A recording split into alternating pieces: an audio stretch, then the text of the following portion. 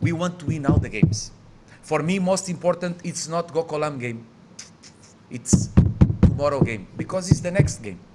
For us, we work day by day, thinking in the next game. We're not thinking about the game after 2 weeks. No, if it's the next, okay. But we cannot thinking in Gokolam game, having a game tomorrow. Tomorrow it's the 3 points here. We must fight for them. We know that opponent team gonna try to get the 3 points, and opponent team in this moment confidence very high.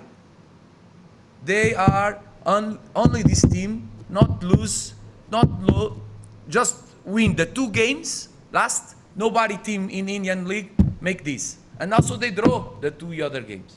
So it's the team that draw, win, and for sure the players, the coach, the staff want to win. So if we want to win and if we want to beat this team, we must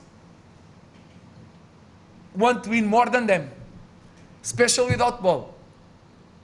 Because I think this is going to be the secret for tomorrow.